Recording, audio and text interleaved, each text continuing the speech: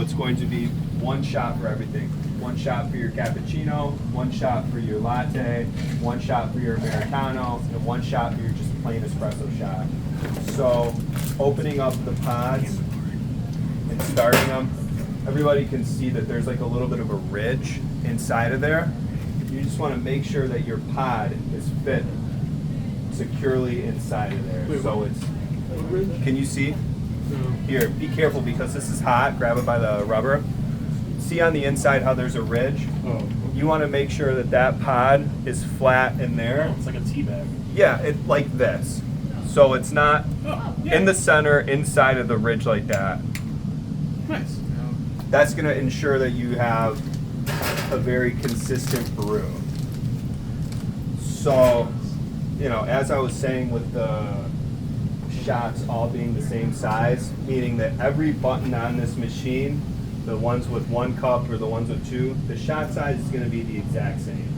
So when you go to make your shot, put these down, and there's, I don't know if you guys can see what I said by these, there's these 2 pieces, like little cup holders, stands.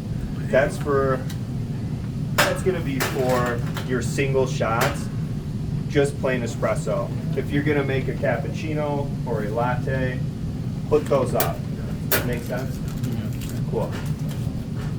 Because they're smaller cups. Pardon me? Because they're smaller cups. There is smaller cups, yeah. So this is going to be your shot for your espresso, and then this is going to be for all your other drinks. So your latte, your cappuccino, or maybe your Americano. What was that pod that was dropped? Was that this one? It's 200-degree water, so there's no problem if it was on the floor for a second. So you'll see here that we're going to do 1 shot for both. Now, we've got primarily 3 drinks. As I said, plain espresso, cappuccino, latte, Americano. Everybody know the difference in those at all? Or I know Americano is just Americano it's is water. Yep, exactly. So for an Americano, you would run into a large cup and then finish it off with the hot water in between here. And then for all your milk-based drinks, you've got to have obviously milk and a frothing pitcher. So we'll start frothing some milk. Can you dump this out for me real quick and just rinse it? Thank you. So you start making shots and then you start frothing milk after the fact for any specialty drinks. We've got on here what's called a turbo steam, what's going to do all the work for you, which is really nice. So big pitcher or small pitcher, because you've got 2 sizes. The most you want to fill this up is 1/3 of the way. So if you guys all see it over here, it's not full. If you fill it up all the way, or even more than half, it's going to froth over and make a mess, and you're going to lose some of your, your milk. Everybody see on this side? 33% people. 33%. 33% smooth. So now you're going to put this here. Try to keep it as in the close to the middle as possible. You're going to press this button.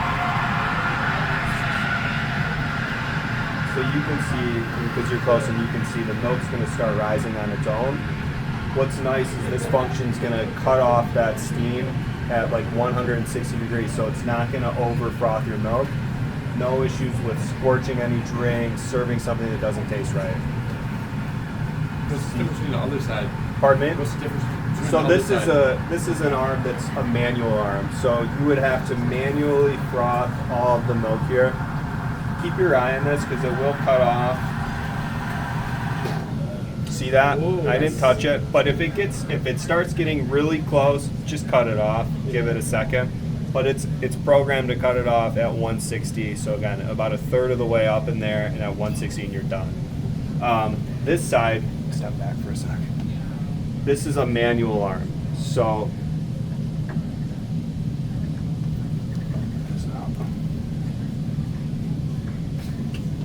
you can use this if you want, but everybody's going to use the turbo. Oh yeah, it's got the word turbo in it. I mean, why not? The turbo steam, yeah. So watch yourself. This would be a manual steam arm where you would have to froth it manually and keep your eye on the temperature, which is fine because you have these, but this is doing all the work for you. How do you cut it off? What's that? How do you cut it off? Cut it off? Yeah, like let's say if it was getting too close, would you just tap something? Yeah, you would just tap that button again. Okay, gotcha. So here's what we've got. We just brought that milk. You want to make sure that the first thing you do is, after frothing, make sure this is what's called like purging the steam wand. You just blow out whatever residual milk could be built up in that tip. And then right away before or right after you make your drink, always have a cloth handy. Hit that cloth with a little bit of hot water and wipe that off. Because the longer that sits on there, the more difficult it's to clean. Sound good? Where was that? I have a quick random question. Yes, sir. What is the cost of this machine? Do you know? Not off the top of my head, but it was not cheap. So we got to make sure that we maintain it, clean it, and overall respect it. Like thousands, right? Yeah. I have a silly question. Yes, sir. This one was brewing longer, like the drip was longer. Is there a reason why? They're all set for the same. Maybe it's because it's in a different cup, or I started it or finished it. Oh, maybe Or- you started it later. Yeah, they're okay. all set to make this shot. Okay. So I don't know if I started it before or after, but And just follow-up question, could you, what if this was done? Could you put this up so that it doesn't have as much splash on the rim? well, you wouldn't want to make this with like the reason that you make your single with this down is so the crema stays like more rich. I see. With this is wouldn't going to want- be for a milk-based drink or like an Americano, so it's going to be a little different either way. Okay, You I could, get it. but it would be more difficult for Just you an to extra get step. it in there. Yeah. Okay. Got it. This is what I was going to show everybody though. So we brought that milk. In the bottom, we've got this liquid part, and then on the top, you'll see we've got the foam. You can just see like how, I don't know how many of you have done without like a turbo. You see the difference here? It does it all for you. So your foam's on top, and your liquid's on the bottom. Pretty cool. Yeah. So, 3 drinks, I was saying latte, cappuccino, Americano. Americano is this, plus hot water.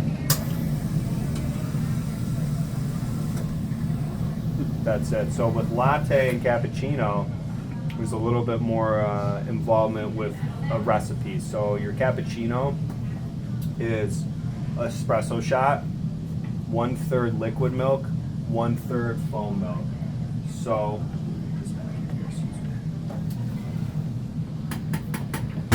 what I always like to do, instead of, by the way, if anybody wants this Americano, I don't want to waste it. Does anybody want an Americano? My man wants an Americano. Can you pass that to him? Be careful, it's hot. It's really hot. So, we can make some more and then, everybody can come in, but this is going to be the part where it's difficult for everybody to see. You've got your foam milk on top, so if you want a latte, I always like to use a fork. You can take the fork and block out that foam, exactly. So you can just get the liquid, see? And then if you want to cap, Which drink is that? this is a latte, which I just turned into a cappuccino at the end, but a latte has no foam milk. A cappuccino has foam. So you can use that fork to block out all the foam. The liquid goes right through, and then you can, the more you practice, you can throw a little bit on there, or you can just scoop it and put it on top. So, who wants to come in and make a couple of these? Come on Nice in. machine. Pardon me? Nice, very It nice is a machine. really nice machine for sure. We can get a few people to make them, and then we can go through the cleaning process, which is really, really important. Yeah, I'll drink. Come on in. Who wants to make one? I'll drink. You want to go? I want to drink one. Oh, yeah. I was gonna say you wanna- Where can I dump it out of?